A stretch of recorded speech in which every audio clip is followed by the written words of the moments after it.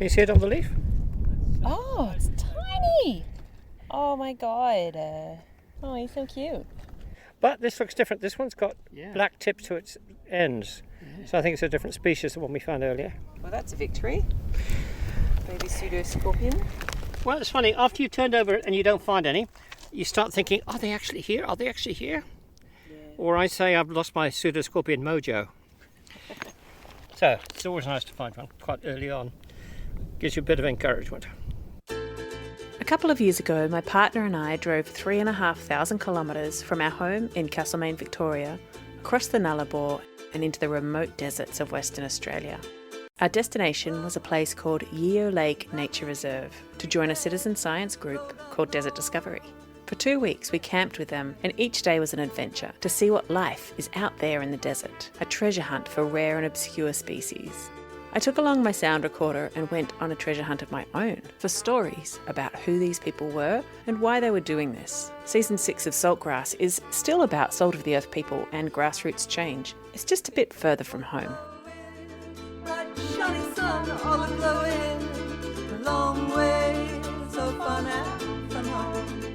You can hear all episodes of Saltgrass on your podcast app or at saltgrasspodcast.com.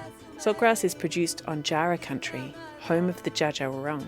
Yeo Lake Nature Reserve is on Central Desert country, where the Yilka people, the Sullivan and Edwards families, and the Nunanagu and Nunagara peoples have walked for thousands of years. Always was and always will be Aboriginal land. Nate and I arrived at the Desert Discovery Camp on the 14th of August 2022. The next day, on the 15th, I went out with the botany team, who you heard in episode 2 of this series. And then on my second day, on the 16th, I joined the entomology or invertebrates team. Now, in this episode, there are a few words that sound a lot like other words, and I get the feeling I might need to clarify or explain the difference between some of these words. And the first is one of the names this team got called, which is entomology. The etymology of the word entomology is from Greek, and it means the study of insects. And the Greek word for insect is entomons, so that itself means cut up, referring to the way that insects' bodies are segmented. So entomology is the study of insects. But actually, the team was debating what name they should have over the course of the project, because they also study arachnids, which are not insects, things like spiders, scorpions, and mites. An alternative name for the team was the invertebrate team, so animals with no vertebra or spine, which covers both insects and arachnids, which all have exoskeletons. The team was very small, with only 3 members, and the leader of the team is Bevan, who you have heard in previous episodes. I'm Dr. Bevan Birchall. I'm really a naturalist. Here's another definition for you already, just in case anyone is a bit hazy. A naturalist is someone who observes, studies, and appreciates the natural world. In fact, the citizen science app we talked about in the previous episode, iNaturalist, has the tagline, "A community for naturalists." And I'm just saying this in case anyone else had some confusion, because it's very similar to a word that people use to describe nudists, which is naturists. So for clarity, Bevan is a naturalist, not a naturist. I've retired about 8 years ago and now spend a lot of time in the bush looking for plants and insects and stuff like that. And so I'm a research associate at the WA Herbarium, and I'm also a research associate at the West Australian Museum. So I spend my time, if you like, between plants and insects. I've become more interested in insects these days, and that's what initiated my interest in getting Desert Discovery to have an invertebrate team. I was originally on the botany team, and I recognised there was a deficiency of what Desert Discovery was doing. The last Desert Discovery that we're on, I brought out a PhD student who was from the University of New South Wales, Ali McNay, and she was working on ant mimics, and so I took her out into the desert where lots of ant mimics live, and she collected a lot of those things. So I just thought that Desert Discovery would benefit from having an invertebrate team, and so we've got 3 people here.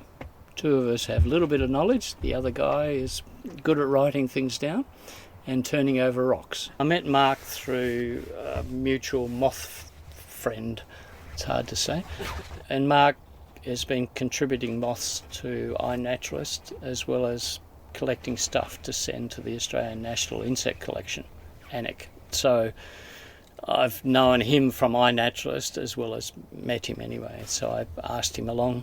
He's good expertise to come along. He always wants to go out in the bush and he doesn't have the opportunity, a four-wheel drive or anything like that, so that's good. Jeremy, I'm not sure how I met Jeremy. Coffee group or a cycling group or something like that. Jeremy's a biometrician or a statistician, but also does a lot of GIS work and vegetation mapping and stuff like that. So, I mean, he could have done all the fire mapping for this area before we come if he'd known that that was needed. Yeah. I have been out camping with Jeremy and his wife a couple of years ago, and so I said, "Oh, Jeremy, if you're doing nothing, why don't you come for a couple of weeks out in the bush with me?" So he jumped at the idea. And I've got him slaving away at turning over rocks and peeling bark. But he's and taking note. He's a great enthusiast and generalist, isn't he? He's the one who saw the potential bilby mounds in the distance and was like, "Oh, that's different. What's that?" Yep. He's just got his eyes open to everything. I'm just going to interrupt myself for a minute here and explain. Jeremy had a very exciting moment where we thought maybe we'd found some bilby mounds. The quest to find evidence of bilbies wove itself throughout the whole desert discovery trip. It's a native marsupial that is listed as vulnerable across Australia, and it is listed as endangered in Queensland. So to find evidence of them living there would have been really exciting. They would technically fall under the mammals and reptiles team remit, but the trapping methods for the mammals and reptiles team, as you'll see in future episodes, is not suitable for bilbies. The other way that they monitor animals in the environment is with movement-sensitive cameras that may or may not pick up things like bilbies. So the best way to know if bilbies are in the landscape is actually to look for their burrows, which are large and quite obvious if you see them. The tracks and scats team, who we'll also talk to in a future episode, they're really good at finding the evidence of animals on the ground, even if not the actual animals. So they're looking at burrows, scats that are left on the ground, and footprints. And Jeremy, one exciting day, found something that looked a bit like bilby burrows. He obviously wasn't looking at insect level, he was looking at broad general landscape level patterns. We went over to investigate, and then it turned into a multi-day, multi-team investigation into what it actually was. And we will tell that story in the next episode. In his profession, he mostly looked at the ecology, if you like, from above, because a lot of his stuff was about looking at satellite photographs and then making analysis on that. But he actually also liked to be on the ground looking at things and observing things. I think out here, observation is probably the prime thing that you need. The skill, it's looking for that odd thing. I mean, if you look at the bush here, and you drive down the road, the bush looks the same. But if you really look, you'll see the odd thing that looks out of place, and that's the thing that attracts you. Like this little fungi that I picked up today. It was just sticking out of the soil, that little white cap was sticking out of the sand dune. And we've been told to keep an eye out for fungi. This looks like a little puffball. How do you even know that's a fungi?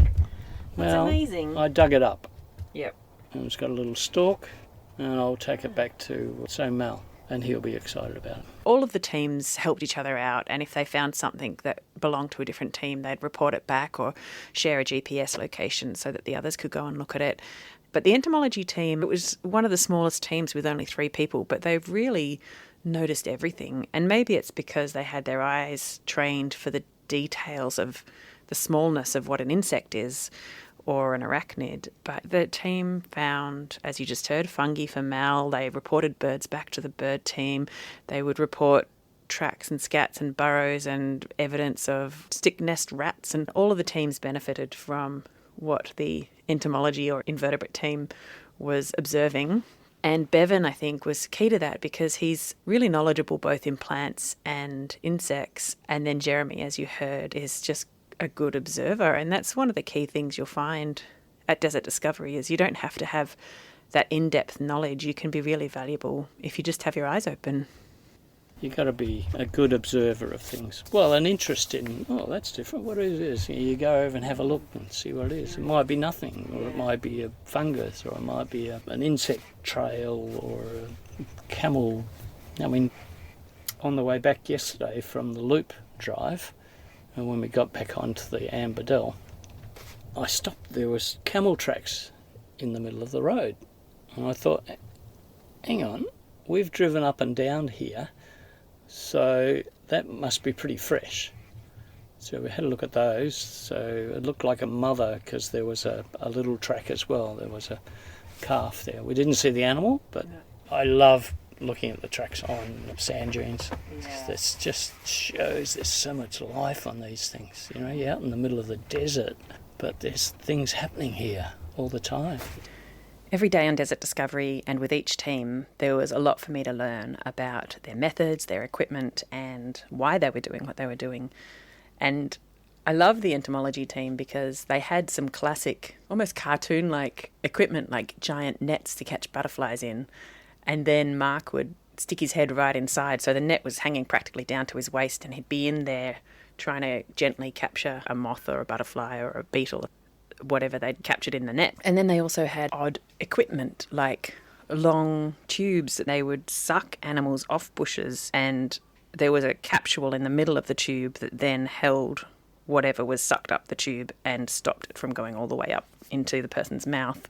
And they did a lot of thwacking of bushes, which they called beating, which would just disrupt all the insects that were in the bush and make it easier for them to catch them, because they'd all erupt and try and fly off, or they'd simply fall off.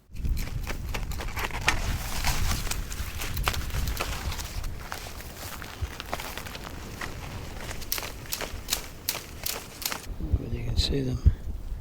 These little guys, they're mirids. What's this contraption called?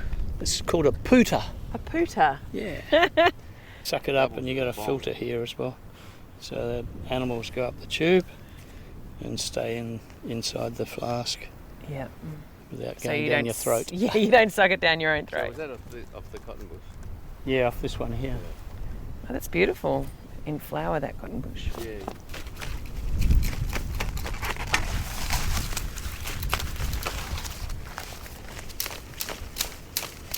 You get more insects when things are flowering after.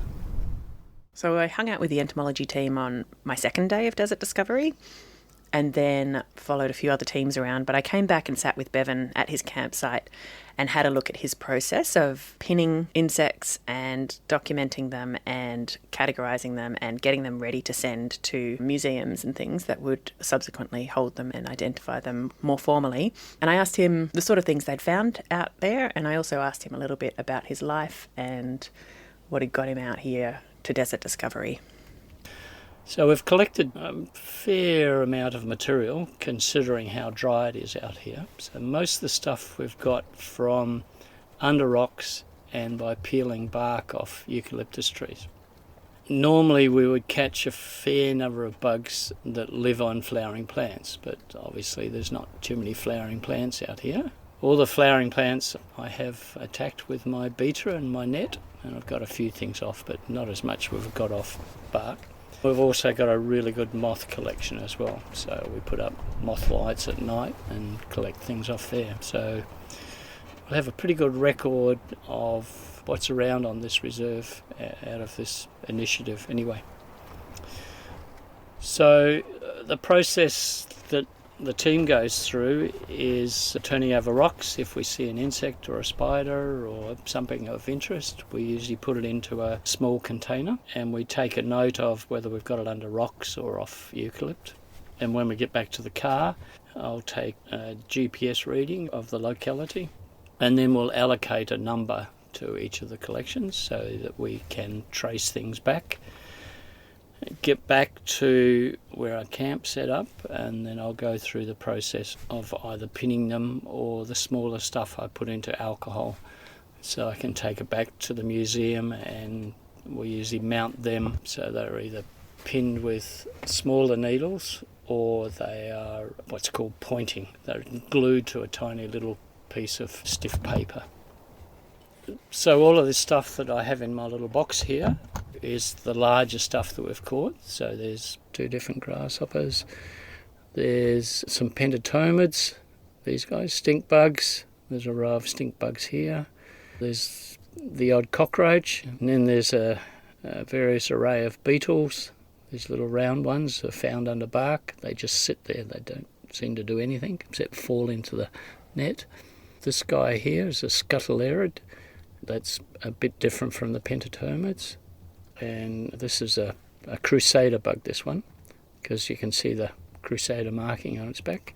We got a beautiful wasp here, a lovely big wasp that somebody found. It was dead when they found it, but they're pretty hard to catch and few and far between out here. There are so many native wasps. Yeah, paper wasps are quite large. And then there's a whole heap of tiny little wasps, parasitic wasps that go and lay their eggs in spiders and caterpillars and all sorts of things. And they play a significant role in the environment as well. It's good that this information is going to be used by DBCA, that they're going to use this information for the reserve itself. The stuff that I've collected will go back to the West Australian Museum as part of their collection. If there's anything that is new and undescribed, that will be then made available to experts throughout Australia.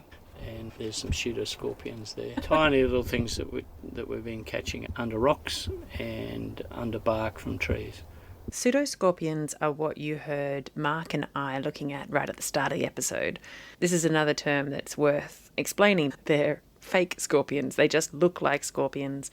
They've got these huge pinchers at the front of their body that look very ferocious, but they don't have the long tail of a scorpion that arches over their back and can sting things. They just have a little blunt tail.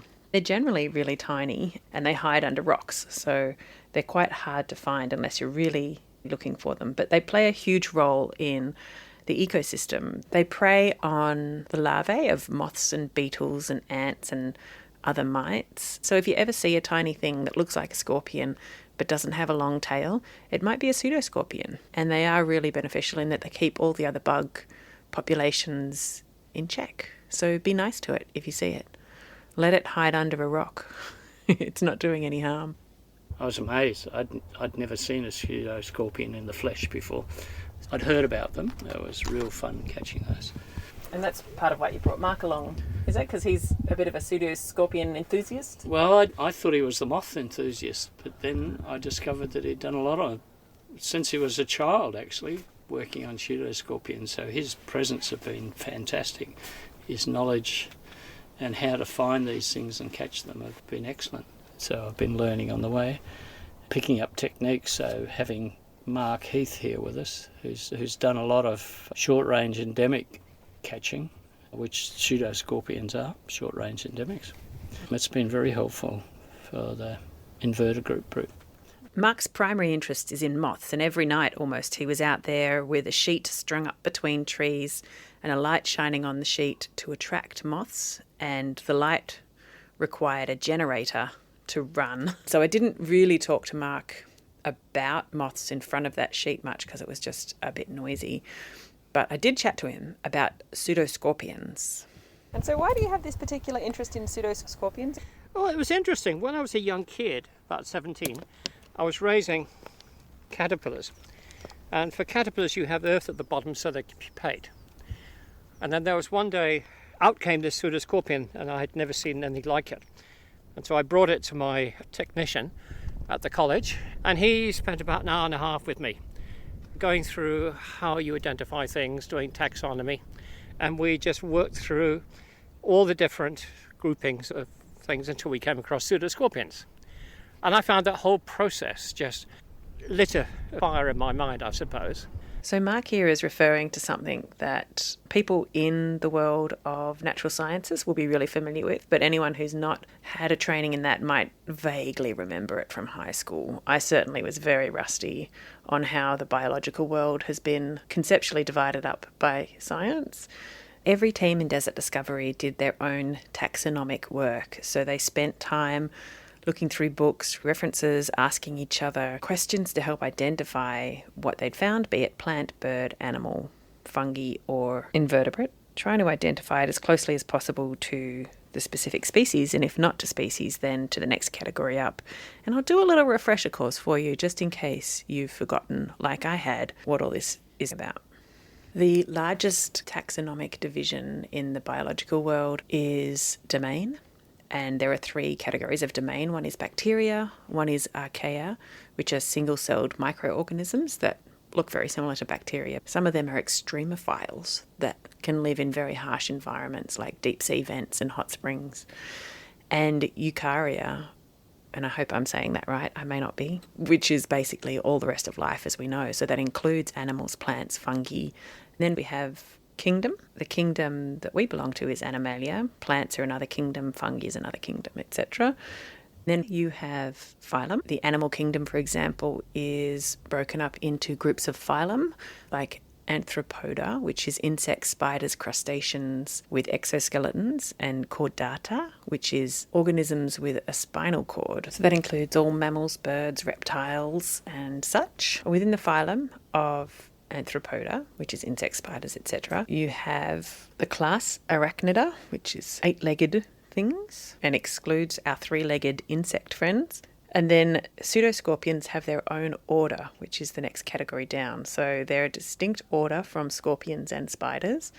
Then within the pseudoscorpion broad category, there are multiple families. There are 430 genus and 3,300 different species of pseudoscorpion that we know of, which I think is quite a lot for something that you would never know was there unless you were turning over a lot of rocks. And obviously, because they're so tiny and so well hidden, there's a lot of potential for more to be found. And they can be found all over the world, because Mark grew up in England. And then fairly shortly afterwards, when I was doing my A-levels, we were able to do a project. Very few people take that up, but I took it up, and I did mine on pseudoscorpions. And it enabled me to get to university. So I'm very thankful to pseudoscorpions. I feel I owe them a great deal. My main interest has been moths, but I do find pseudoscorpions interesting, and I still like looking for them. And it's a group where you can easily find new species. Like there's been times that I've put light traps out and pseudoscorpions have come onto the sheet, and some of those have turned out to be new species. The pseudoscorpions are attracted to light too. You wouldn't have expected that, because they're Under a rock. they're under a rock and they actually don't like light. But they do sometimes come to light. Yeah. I think the point is that they know light attracts other insects, so therefore they go to it. Collembola, which are springtails. It's its main food source, and mites. Now you see that, to me, looks very pseudoscorpion-y, that tiny size of rock. You want a rock which is loosely sitting on the ground. So come on, have a look. I want you to find one. Well, if you found the 1 in 100, we've got another 99 to go. Well, but you see, with Till we find the 4 or next 5 of us, so we'll do that quite easy. Okay, 20 rocks each. So if you've got your hand spread out, it's maybe the size of your hand, a rock that size. Usually, although I find that's the size of rock it normally likes, but we have found them on smaller ones. Jeremy was quite ecstatic when he found his first one. I bet. And now he's found bilbies. He's going to be a changed man. Oh, and now he's going to stumble across a malleefowl. Oh yeah, next quest. It's funny, I think secretly some of us keep tally and we try to outscore each other. On how many things you found in a day. Especially the scorpions. I found 2, you found 1. It's a bit of a friendly rivalry, I think. Now see, when I see that, I get interested because pseudoscorpions make little huts. Oh, they do? But not quite that big. And they make the huts because the females then have their young in it. Earlier that day, we'd been exploring a breakaway, which is an outcropping of rock, looking for insects. We had walked up the side a bit and found ourselves a nice little chain of caves. There was all sorts of indications of life. It was really interesting. Obviously, a lot of animals were using it. There was lots of scat and lots of bones. There were some insects, and Mark had found some pseudoscorpions which were so large, ginormous. They were mammoth pseudoscorpions that he didn't actually believe they were pseudoscorpions to begin with. But then he figured out that they were just gigantic. They can be gigantic. And by gigantic, what do you mean again? 3 mil? Oh no, these were 10 mil? 10 mil. 10 whole millimetres? I mean, I did not think it was a pseudoscorpion when I collected it in the tube. Actually, I was doing what Levin does. I pooted it, and there was quite a lot of other things in there. And I pooted these large-looking things. And then I looked at them thinking, what are they? And I thought, wow, they're pseudoscorpions. I was actually shocked. How big do pseudoscorpions get? Is like 10 mil their maximum? Oh, that's a mammoth one. And are they found? They're obviously found all around the world if they're in England as well, when you were first learning about them. Absolutely. You even get one which is found intertidally. So there's a marine pseudoscorpion. So I think you'd find them everywhere in the world. And the other cute thing about them is that they obviously can't disperse well, but they've got this feature called phorazy. So if a fly just happens to land nearby it, the pseudoscorpion latches onto its leg and hitches a ride. Right. And that's called phorazy. And so then it could travel quite a long way. Yeah, then it travels quite a long way, yeah. Okay, now these look interesting rocks. So Bevan, were you already interested in pseudoscorpions, or has Mark infected you with his enthusiasm? No, I knew about them before, but having Mark along, who's got the experience and, in some ways, a lifetime experience of catching pseudoscorpions, it's been a nice education actually. And the fact that we actually caught them, because I knew about lifting up rocks, etc., but actually it takes a bit of skill to recognise them because they're only tiny things. Tiny, yeah. And once you see them and they move, then everybody gets enthusiastic about it. But they seem to be few and far between. This is worse than going fishing, actually.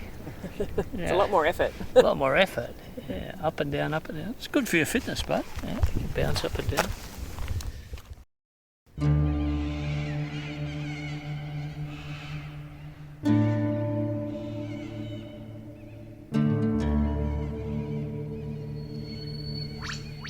Can you tell me a bit more about your professional history and your life? Because it seems like no matter what topic comes up, people say, oh, Bevan will know about that. So you've obviously got this wide breadth of knowledge and a lot of different experiences. I've covered a lot of fields professionally. So I've got a PhD in biochemistry. I worked for a while in the medical area and then moved into agriculture. So I've spent most of my professional life working as a plant breeder in the Department of Agriculture in Western Australia. The national lupin breeder I ended up, and currently all the varieties that the farmers are growing out there at the moment are all ones that I've brought up from children, if you like. So I feel very proud driving through the agricultural areas and seeing these things growing. But I've always had a liking for the bush. I'm a country lad, so I used to spend a lot of time out in the bush collecting orchids and all sorts of things. So in some ways, I've had a professional life and I've had hobbies. And my hobbies have been, to begin with, around botany. I took a great interest in orchids and did a lot of work in orchids, and then moved on to more desert plants, particularly Eremophilas, which are an endemic Australian desert plant. Something like 85% of those grow in Western Australia. So a friend and I decided at one stage that we would write a book, a field guide to Eremophilas, and that was in 1997. But first of all, we had to actually understand the whole genus. So we did a lot of travelling in the outback. So that's partly why I know a lot of the roads out here. I've been down nearly every track there is, except for up in the Great Sandy Desert in the north. I need to get in there to have a look. But yeah, looking for new ones, looking for old ones, trying to understand distributions and that sort of stuff. The ecology of the whole thing and trying to understand where they fit into the environment and the role that they play. We wrote a whole book on it, and we found a whole heap of new ones. We've probably found about 40 new ones, undescribed. New to Western knowledge, if you like. I've described, I think it's about 16 different species so far. Gave them official names and had them officially published. And I've got about another 20 to go. So I've got some papers in draft form. I'll work my way through it. I, at one stage, decided that in my plant breeding work, we were using DNA technologies in a breeding program, and I thought, this would be great to apply to Eremophilas, to have a look at the phylogeny, the relationship between all the Eremophila groups, etc. And then I heard about a PhD scholarship that was being offered out at the University of Melbourne. And so I contacted the person, Mike Bailey, and offered my expertise and willingness to take his student out in the bush. And I've done that. But there was another scholarship as well through the University of New South Wales that was to look at the insects that live on Aeromophilus. So I was asked to take that student, Sean Cullerton, out in the bush as well. So we did joint trips with those two PhD students. I think I went on about 3 trips and we did about 15,000 kilometres or something in the bush. It was a great opportunity for them. I mean, they wouldn't have been able to actually complete their PhDs without having fieldwork to collect insects. Sean collected heaps of stuff and I became interested in what he was doing. You know, how he was collecting things, how excited he was about insects, etc. And so I started collecting for him. Whenever I was out in the bush somewhere and I saw an Aeromophila, I would collect it and send him the insects. So that's sort of how I started to get involved in insects. I've been out in the bush with his supervisor and with the head of the insect collection from the West Australian Museum, and so now I do a little bit of collaboration with those two people. So I've turned hobbies, if you like, into genuine interests. Can you tell me, how did you find out about Desert Discovery and what were your first few experiences like? I'm not quite sure. I do know an original member. In fact, I have coffee with him just about every Tuesday, and he may have mentioned it at some point. Then I knew through my agricultural days Alan Bedgegood and Marie Goods as well. So I contacted them and they said, yeah, come along. This is my 3rd one. I went to the first one was Kirakura, which was just fantastic. I fell in love with the Desert Discovery group and the ideal of going out and doing a biological survey, and also the opportunity to go to places where a lot of people wouldn't get to. So the Kirakura trip was just fantastic. The next one was out the Gumbarrel Highway, or the Eagle Highway. I'd been out there before, but not up to where we eventually had our camps. And there was the opportunity to get into other places that I wouldn't have got into by myself, so that's good. It's good to be with other people when you're tripping around out here for safety's sake. If you have interested people, lots of eyes, you see lots of things, whereas one pair of eyes, you're only seeing a small amount of things. I call it uncivilization.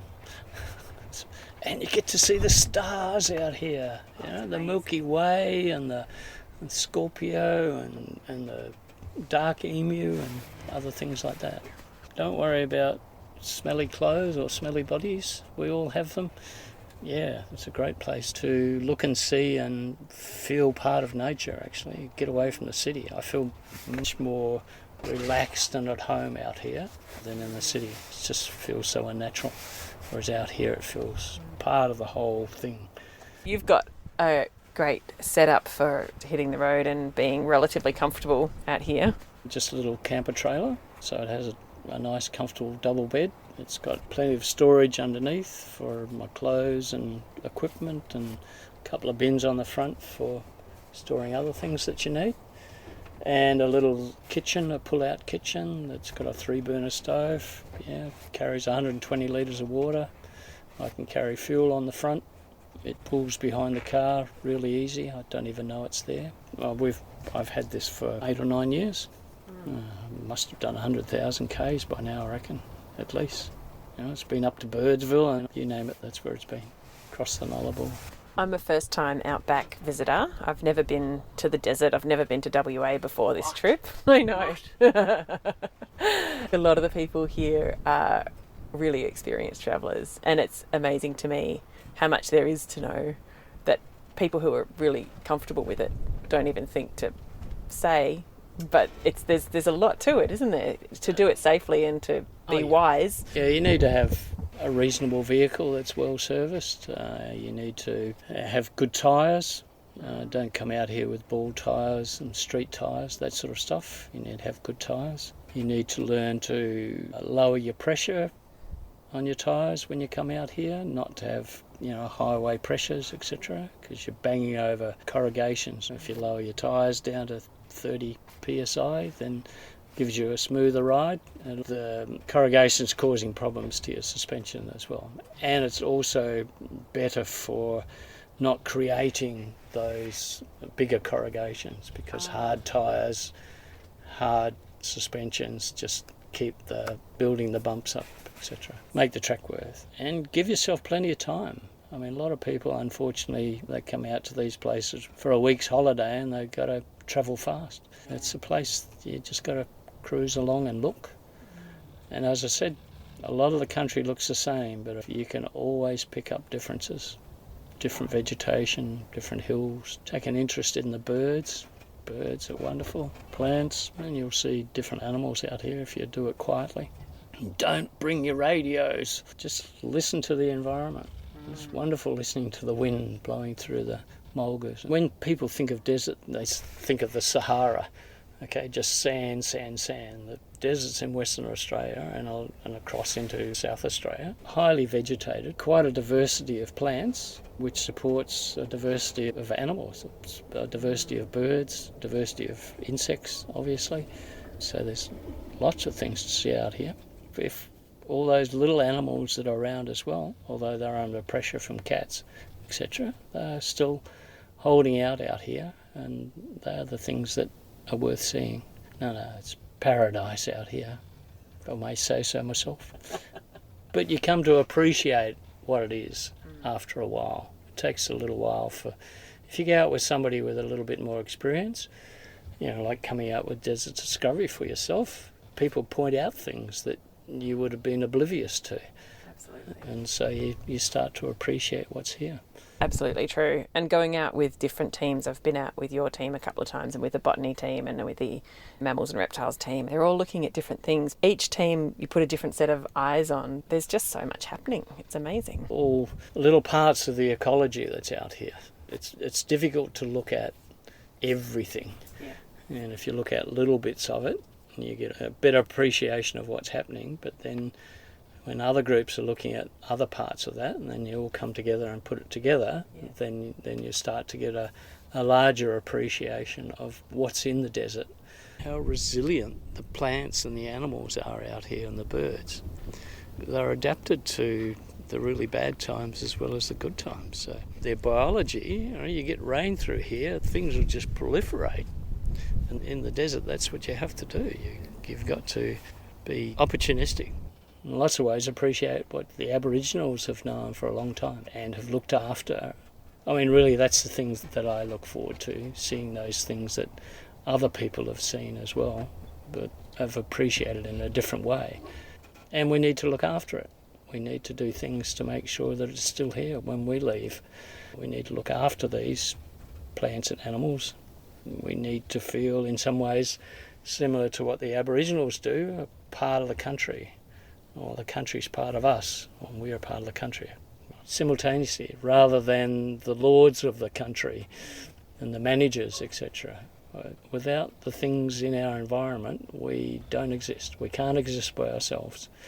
All these other things are part of what we are as well, or we are part of what they are. And to get out of the cities, that's the only way to appreciate those things. I hope you enjoyed this episode. Links and notes about the show are on the episode page on the Saltgrass website, saltgrasspodcast.com. Don't forget to get your Saltgrass ethical t-shirts, tracksuit pants and hoodies. And there's a new range created specifically for this season with lots of designs based around the animals and plants that were found out on this Desert Discovery trip. There's a link for the merch front and centre on the Saltgrass website. Again, that's saltgrasspodcast.com. Or go to the merch page on the website and see the full range of Saltgrass gear. For those of you listening on the radio, please note that you can listen to all episodes of Saltgrass on your preferred podcasting app or at saltgrasspodcast.com. You can follow us on the socials and you can subscribe to our email list to get reminders and updates about the show. The music this season is from a song called Great Divide by the Split Peas.